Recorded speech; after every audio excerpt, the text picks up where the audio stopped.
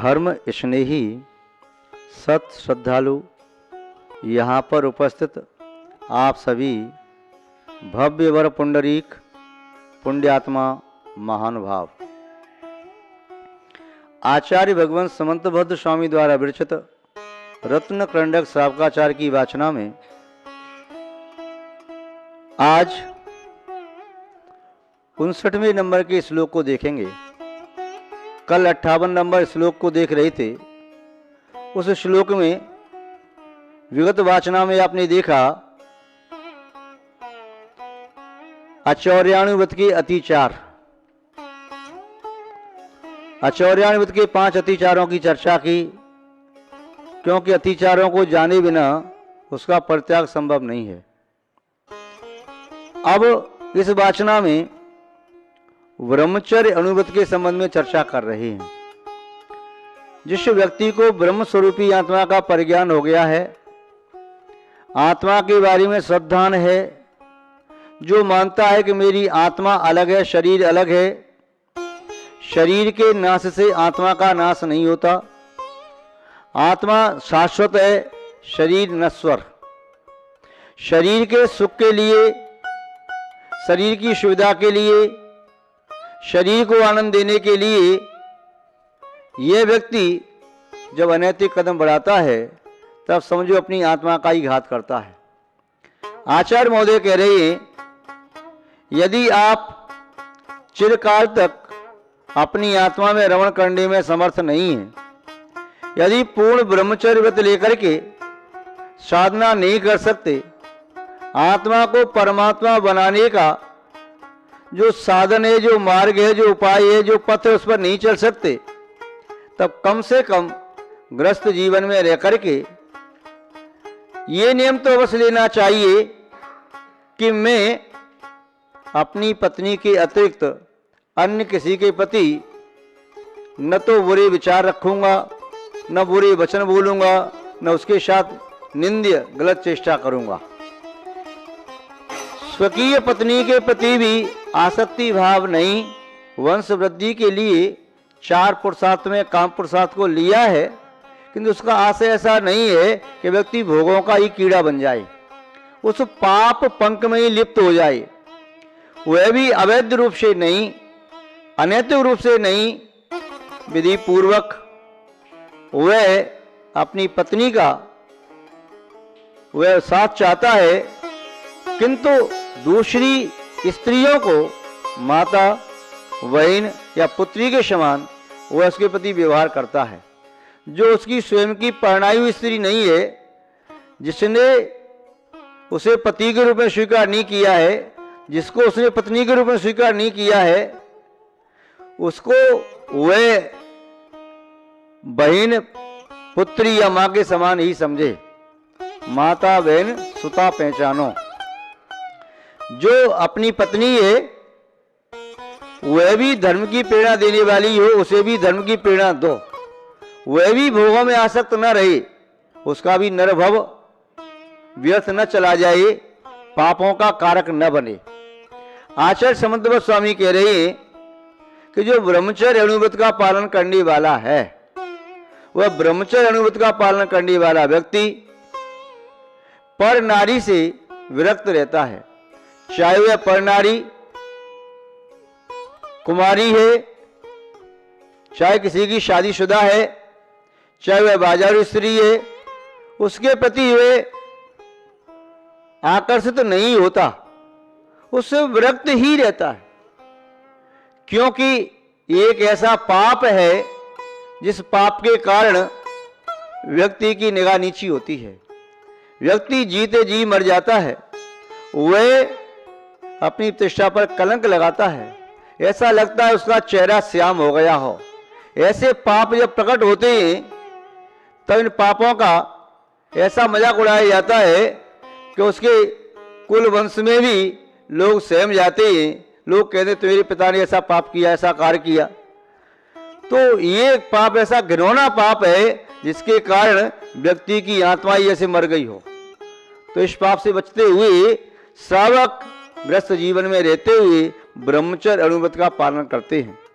ब्रह्मचर्य अनुव्रत का स्वरूप आचार्य महोदय यहां स्वयं बता रही हैं श्लोक नंबर 59 में, क्या स्वरूप है ब्रह्मचर्य अणुव्रत का, गृहस्थ जीवन में रह करके आप लोग कैसे ब्रह्मचर्य अणुव्रत का पालन कर सकते हैं, ये बात यहां बता रहे हैं। न तो परदारा न गच्छति न परान गमयति च पाप भी तेरियत सा परदार निवृत्ति सदार संतोषना मापी। न तू परदारान गच्छति, जो पर स्त्रियों के साथ गमन नहीं करता, उनके पास जाना आना नहीं रखता, उनके साथ गलत संबंध नहीं बनाता, उनके साथ हास परिहास ब्रू विक्षेप विलास रास कीड़ा आदि नहीं करता, वह उसके प्रति अच्छा भाव रखता है। आपको ज्ञात है जब राम लक्ष्मण और सीता जी वनवास के समय में थी, तो सीता जी का अपहरण होने के उपरांत उनके आभूषण जो उन्होंने जब रावण अपहरण करके ले गया था, अपने आभूषण उतार करके फेंक दिए थे, जिससे उनके माध्यम से ज्ञात हो सके कि सीता को इस मार्ग से कोई ले गया है। तो अपने कुंडल आदि केवल आदि उन्होंने उतार करके विमान से नीचे फेंक दिए थे। जटायु पक्षी ने बचाने का प्रयास किया किंतु बचा नहीं पाया, वह घायल हो गया। रावण के थपेड़े कितने सहन करता, तलवार का वार पड़ते ही घायल होकर जमीन पर गिर पड़ा। जब राम लौट करके आते हैं, लक्ष्मण युद्ध करने के लिए गए, वह भी लौट के आते हैं, वह छल से अपहरण करके ले गया था जटायु पक्षी का। वह अर्ध में तक शरीर देखा, सेवा उपचार किया, उसने बताया कि सीता का हरण हो गया है। पहले रामचंद्र जी ने उस पर दया करुणा कृपा करके उसका उपचार किया, किंतु मृत्यु के सन्मुख था, महामंत्र आदि सुना करके संबोधन दिया। उसके बाद में सीता की खोज की, तो वो सीता की आभूषणों को देख करके लक्ष्मण से पूछा, भैया देखो क्या ये सब आभूषण तुम्हारी भावज के हैं? लक्ष्मण ने कहा, केयूरम न हम जानामि कुंडले नूपुराण्य जानानी नित्यम पाद सेवनाथ। मैं तो नित्य मां सीता के चरणों की सेवा करने वाला हूं। पैर के नूपुर बिछुआ या आप क्या पहनते हैं वो पायल तोड़ी, उसको तो मैं पहचान सकता हूं कि मैंने भावे सीता के चरणों की सेवा की है। मैं सीता के चेहरे को, मैंने मां सीता के चेहरे को नहीं देखा, तो मैं नहीं पहचान सकता उनके कर्ण में कौन से कुंडल थे, कौन से केयूर आदि आभूषण थे, वो मैं नहीं पहचान पाऊंगा। तो ये भारतीय संस्कृति है। भारतीय संस्कृति में चाहे भावज है माँ के समान है, या अन्य में रिश्ते हैं, शाली है छोटी बहन के समान है, या उससे उम्र में बड़ी है तो चाहे कोई भी हो उसे आंटी कहते हैं, वो माँ के समान है, या उम्र में आपसे छोटी है तो वह पुत्री के समान है। उसके प्रति ऐसा व्यवहार करोगे, ऐसा भाव रखोगे तो मन दूषित नहीं होगा, मन दागी नहीं होगा, मन त्यागी बना रहेगा। ये मन बागी नहीं बनेगा, बगावत नहीं करेगा। तो यहां बता रहे हैं कि ब्रह्मचर्य अणुत का पालन कैसे करना, कि न तो परदारा न गच्छति, पराई स्त्री के साथ गमनागमन नहीं करना, उसके साथ छेड़छाड़ नहीं करना, उसके साथ कोई ऐसा आलाप संलाप हास विलास परिहास हंसी मजाक ठट्टा ऐसा नहीं करना जो लोक निंद है और धर्म के विरुद्ध है। न परान गम्यति च पाप भीतेर्यत, और दूसरे व्यक्ति को भी पाप में रंजायमान नहीं करना। भैया देखो मेरा मन तो नहीं है, मित्र से कह रहा है वो लड़की ठीक है तो उसे संपर्क कर ले, तो उसके पास चला जा, तो ये गलत काम भी नहीं करना। वह ब्रह्मचर्य अणुव्रत का पालन करने वाला व्यक्ति अपने पुत्र पुत्रियों की शादी के अलावा दूसरे के पुत्र पुत्र की शादी में भी इंटरेस्ट नहीं लेता। वह ब्रह्मचर्य अणुव्रत का पालन करने वाला है, जानता है कि मैं क्यों शादी कर रहा हूं, शादी करने के बाद उन्होंने तो पाप कमाना है, जो जैसा होगा वैसा ठीक है, किंतु मुझे अपने पुत्र पुत्री की शादी कराने का दायित्व है, वह तो मैं करूंगा। या पिता नहीं है तो उसकी माँ संपर्क करती है, शादी कराती है, या बड़ा भाई है, फिर अभिभावक जो भी संरक्षक है वो कराते हैं, किंतु अपनों का ध्यान रखना वो तो जरूरी है। किंतु दूसरों के ये कार्य भी कराना उचित नहीं है। यदि लड़की अच्छे घर में पहुंच गई तो क्या लड़की का भाग्य, और यदि कहीं प्रतिकूलता हो गई, इन्होंने भी लड़की को नरक में पटकवा दिया, नरक में धकेल दिया। मैं तो वहाँ शादी करनी ही थी, ये आई थी मेरे पास बिचौलिया बन करके, तो ये भी करना उचित नहीं है। भाई ठीक है, कोई बात भी आपसे पूछे, भैया आमने सामने दोनों चर्चा करो, हमें इससे कोई मतलब नहीं है। तो यहाँ तक तो गृहस्थ का धर्म हो सकता है। यहाँ कह रही है स्वयं पराई स्त्री के प्रति बुरा व्यवहार नहीं करना, बुरा आचरण नहीं करना, और दूसरे को भी बुराई के प्रति प्रेरित नहीं करना। मैं पराई स्त्री के साथ संपर्क करूंगा, संबंध बनाऊंगा तो मेरी लोक निंदा हो जाएगी, वो तो बहुत दूर की चीज है। लोक निंदा से पाप न करो, ठीक है, पाप का आपने त्याग किया, उस पाप से बचे, किंतु आचार्य महोदय कह रहे हैं कि लोक निंदा के साथ साथ पाप से भीरुता होनी चाहिए, पाप से डर होना चाहिए। जब पाप से डर होगा तब पाप आपसे नहीं होगा, और पाप से डर नहीं है तो लोक निंदा से बचने के लिए जो सबकी दृष्टि गोचर हो ऐसा पाप तो आप नहीं करोगे, फिर भी मन से पाप करते रहोगे। वचन से तन से पाप नहीं भी किया तो मन से पाप चलता रहेगा। इसलिए आचार्य महोदय कह रहे पाप भीतेरियत, जो पाप से भयभीत है, जिसे पाप से डर लगता है, ऐसा व्यक्ति वह कार्य नहीं करता, पाप से डर करके नहीं करता है। पराई स्त्री के साथ वह दुर्व्यवहार नहीं करता, वह कदाचार नहीं करता, व्यवचार नहीं करता, और अशेव सेवन नहीं करता, गमनागमन नहीं करता, और दूसरों को ऐसे गंदे कार्य के लिए प्रेरित भी नहीं करता, और दूसरों के गंदे कार्य की अनुमोदना भी नहीं करता। तुम्हारा मित्र भी है और तुम्हें मालूम है ये गंदे कार्य में लिप्त है, तो उसे उस कार्य से छुड़ाओ। नहीं छूटता है तो मित्रता को छोड़ दो। अपने मित्र को या तो पाप से बचाओ, वह पाप से नहीं बचे, वह पाप को नहीं छोड़े, तो आपको उस मित्र को छोड़ देना चाहिए। यह सपर्दार निवृत्ति, यह पर स्त्री से निवृत्ति रूप सदा संतोष नाम अपी, यह सदा संतोष नाम का व्रत होता है। तो ऐसे कई कृत्य होते हैं, तो एक पाप बहुत बड़ा पाप है। तो पर नारी पैनी छुरी की तरह से है। छुरी से तो एक तरफ से वार होता है, और पर नारी ऐसी छुरी है 3 प्रकार से वार करती है।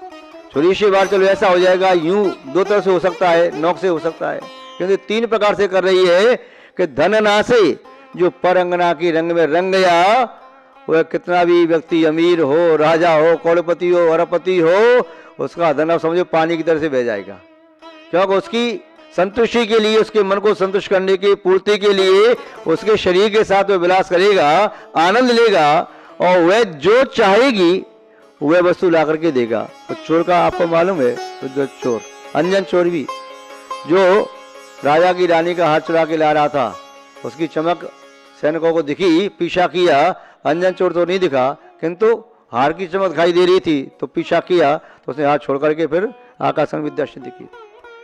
तो वह जिस वेश्या में आसक्त था, उसकी मन की पूर्ति के लिए उसे चोरी करनी पड़ी। जो अब्रह्म में आसक्त हैं, वे चोरी भी कर सकते हैं, झूठ भी बोल सकते हैं, और हिंसा भी करते हैं। हिंसा अकेला एक पाप है, हिंसा। झूठ में 2 पाप होते हैं, झूठ और हिंसा। चोरी में 3 पाप होते हैं, चोरी और झूठ और हिंसा। अब्रह्म में 4 पाप होते हैं, अब्रह्म, चोरी, झूठ और हिंसा, ये 4 पाप होते हैं। तो जो व्यक्ति आसक्त होता है तो अपने धन को पानी की तरह से बहाता है। धन नासे यौवन हरे, जो पर अंगना में आसक्त होता है तो फिर उसकी तृप्ति नियम से विषय सेवन करने वाले से नहीं होती। वह अलीगल वेश में भी, दिन है चाहे रात्रि, चाहे वह विषय सेवन का समय है चाहे नहीं है, वह उसमें अति आसक्त होकर के अपने शरीर की शक्ति को चिड़ करता है, और ज्यादा विषय में आसक्त रहता है तो जवानी में बुढ़ापा आ जाता है। उसकी जो शक्ति है, धातु नष्ट होती है, तो वह उसका शरीर भी नष्ट होता है। धन नासे यौवन हरे, जब वो उस पाप में आसक्त है तो उसका मन धर्म ध्यान में नहीं लगता। पाप में लीन होने से मृत्यु को प्राप्त करके कहां जाएगा ऐसा व्यक्ति? नरक आदि जो गति को प्राप्त करेगा। महान भाव, रावण भले ही त्रिखंडाधिपति था, किंतु रावण पर नारी की संगति से, उसने यद्यपि अब्रह्म का सेवन किया नहीं, किंतु अब्रह्म सेवन की भावना से पर नारी का अपहरण तो किया। उस अपहरण करने से ही वह रावण अकाल में ही असमय में मृत्यु को प्राप्त हुआ।